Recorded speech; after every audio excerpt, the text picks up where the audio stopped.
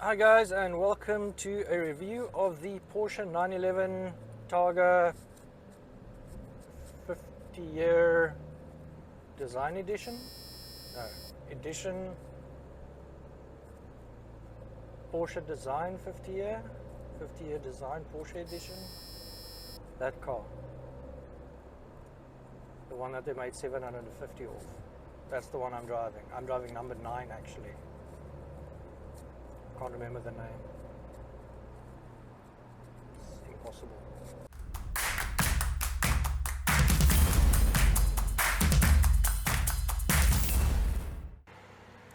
Hi guys, welcome to a glorious summer's day in the Western Cape. Great weather to drive a glorious car and even to go a little bit topless. A little bit topless because this is a Targa, not a full convertible. But it's not just any Targa. This is the, and I must get this right, it's quite a mouthful.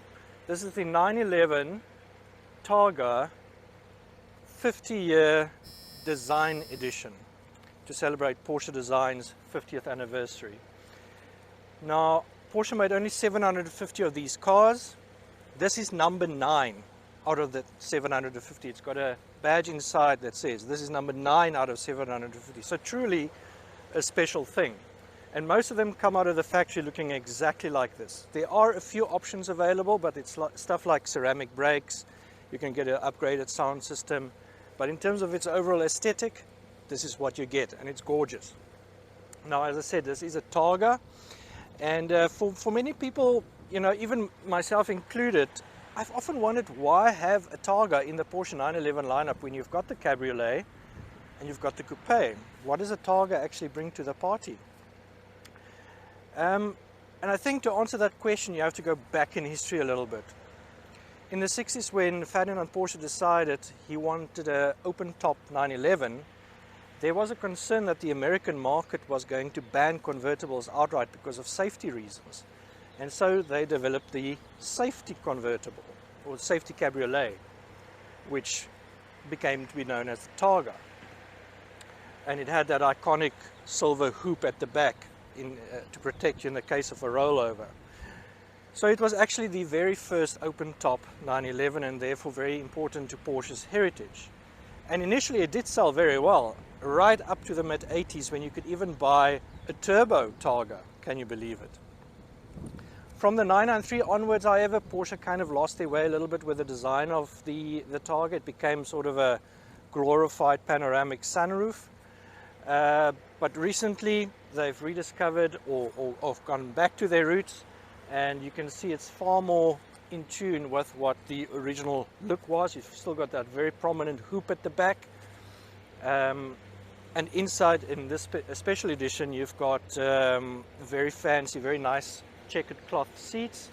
But the car's real party trick is the way that this roof actually opens up and closes up. It's really like a beautifully synchronized striptease, if you will. It's a pretty cool party trick that you can do it with a key.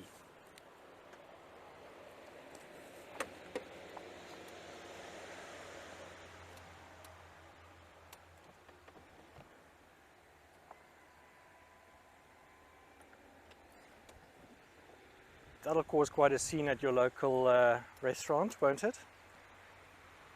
Okay, let's hit the road.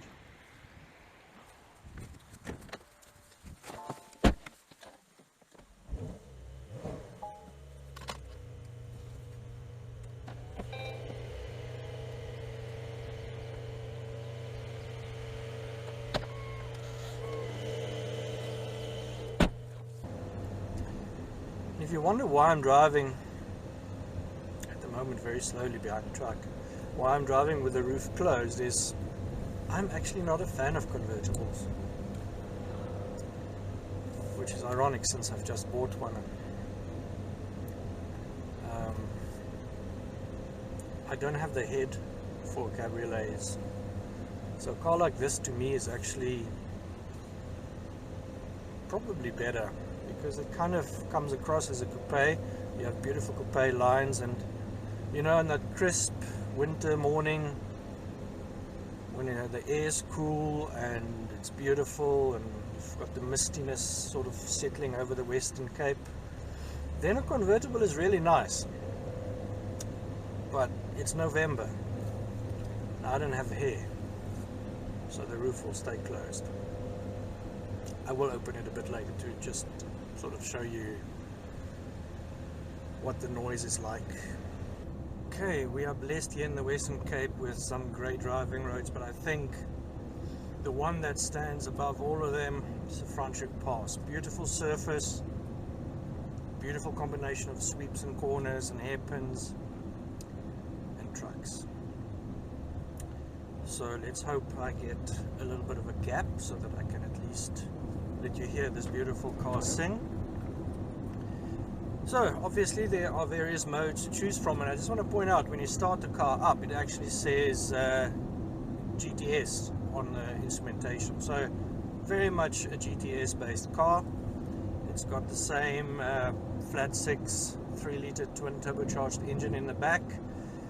Delivers 353 kilowatts and 570 newton meters of torque, and that is a lot.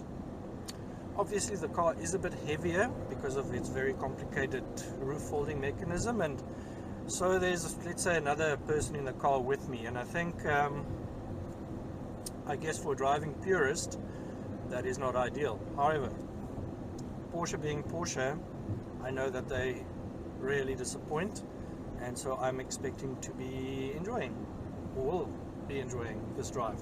I'm going to dial with this little jog wheel on the steering wheel. We're in sport mode.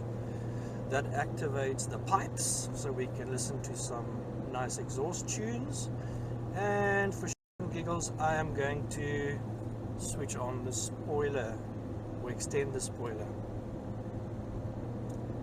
Okay, let's have a go.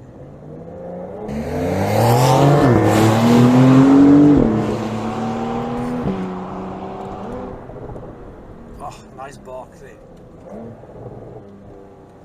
Oh my word. It is fantastic. Tell you straight off the bat. It's got so much grip. It's all-wheel drive. It's based on the 4S, so all the Targas are. So you can really lean on it.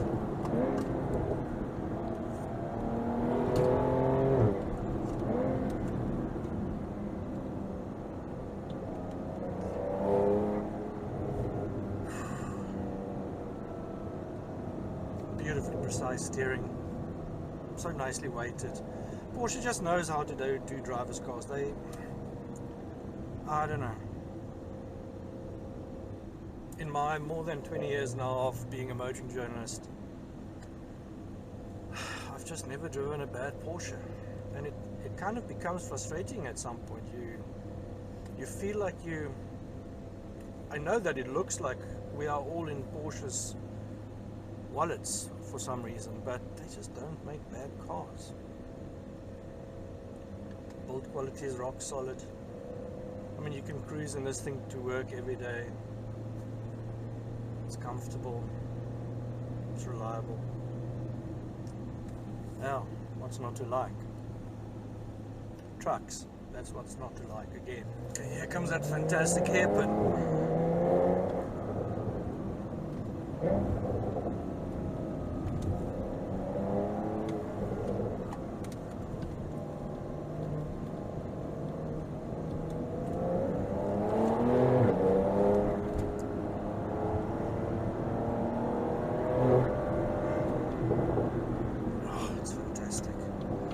You know, the PDK box has been with us for a long time now. It's still one of the best gearboxes for a sports car.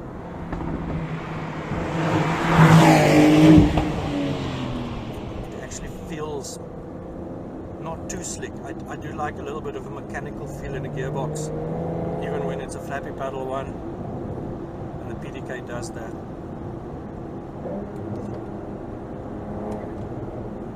Oh, the crackle pops.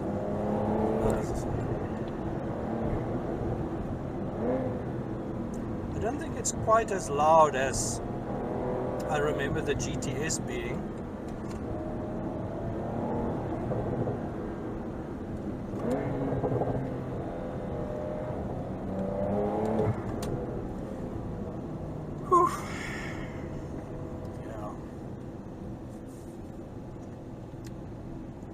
guessed, another good Porsche. So guys, a quick tour of the Porsche 911 Targa 50 Design Year Edition. I'm sure I didn't get that right. Sorry for the glare, it is very bright out here in Amanus. Inside there's no real change. You can even still see there's a GTS badge on the instrumentation. It does have very nice seats with a sort of checkered, almost looks like corduroy kind of inserts, and they brand it 50 Porsche Design. Mostly black and leather everywhere.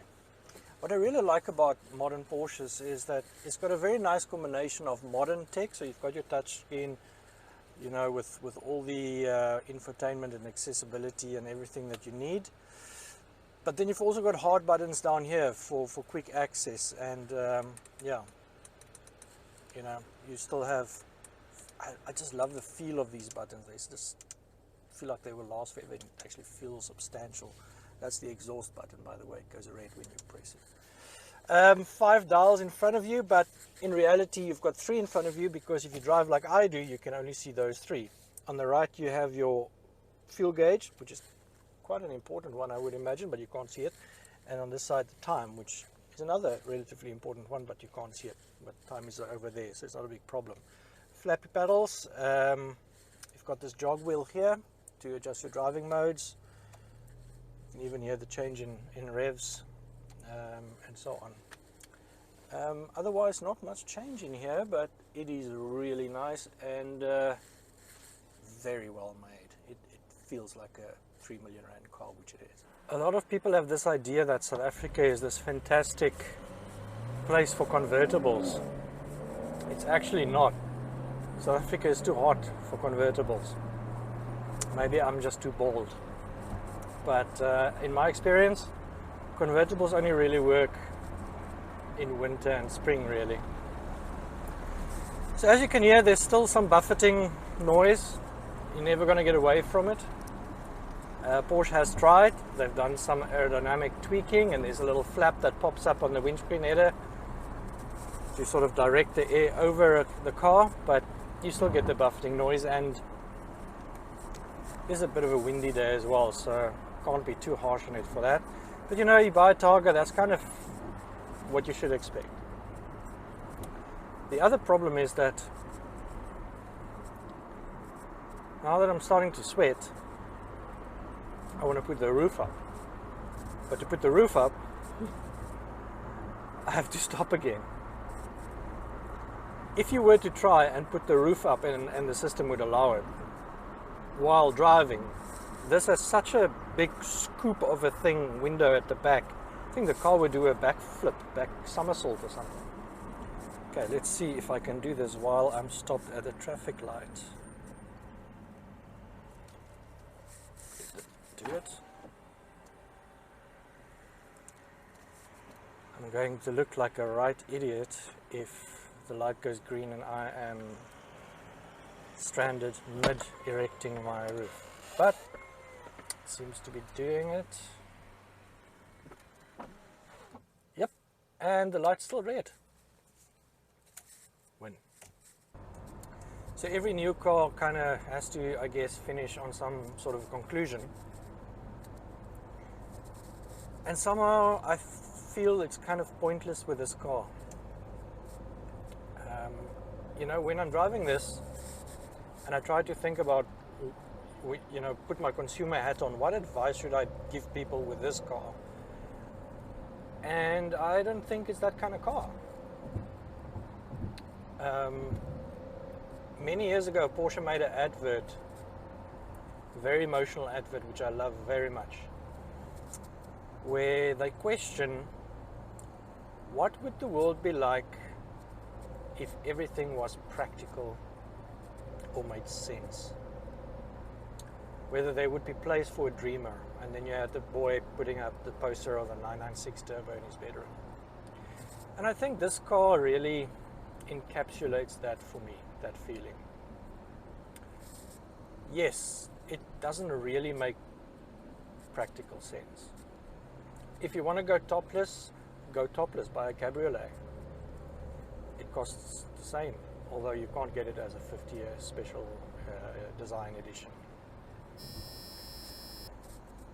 If you want a really dynamic car and you're the kind of guy who can actually distinguish between a car that's 70 kilograms heavier than another one, then buy a coupe. So the Targa is in this weird space in the middle where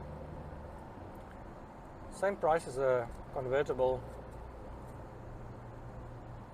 but it doesn't really practically make sense. I mean, you're half open, you add weight, so it is a compromised car. It's a very good car, don't get me wrong, but when you get to the nitty-gritty, there is a compromise. And I don't think that matters. I think what matters here is that the Targa, which is named after the Targa Florio race, by the way, just like the Carrera is named after the Carrera Panamericana, is part of Porsche's heritage. It was the first open-top 911. And therefore it played a very crucial and critical role in the Porsche history and the Porsche story and making Porsches desirable. And so I think it's cool that from a heritage point of view it remains part of the lineup. What I find even cooler is that enough people find that cool to buy them. Apparently they're selling pretty well. After the dip, you know, in the 993, 996, 997, and then started picking up again. But I think this is a car you buy because you want it. And I say that in the Targa sense, and I say this in a 50-year special edition sense as well. In the Targa sense, you will be either just, you know, marveling at the complexity of the roof, love the intricacy of the folding of it. You'll probably love the bar, the sort of throwback to the past, and it looks cool. In my view, this looks better with the roof up than a cabriolet. And yeah, it's a pretty car, and I think some people will buy it purely on design, and that's cool and it's subjective. It's their choice. They've got the choice to make. When it comes to this specific 50th design edition Targa, you know, is it worth the extra couple of $100,000 over a normal Targa? I think if you look at it practically and without emotion, you would have to say no, there isn't enough extra. Look, it's beautiful, but you can spec another one to look similar, I guess. But the thing is, this is a numbered Porsche. It says number 9 out of 750 on a plaque on the dashboard. And numbered Porsches are rare and desirable, and in the long term potentially quite valuable.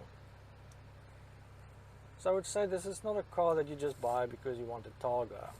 It's not a choice between Targa and Targa 50th edition. I think it's for a very specific customer who wants something collectible, something to keep for a long time, something that might potentially become quite desirable. So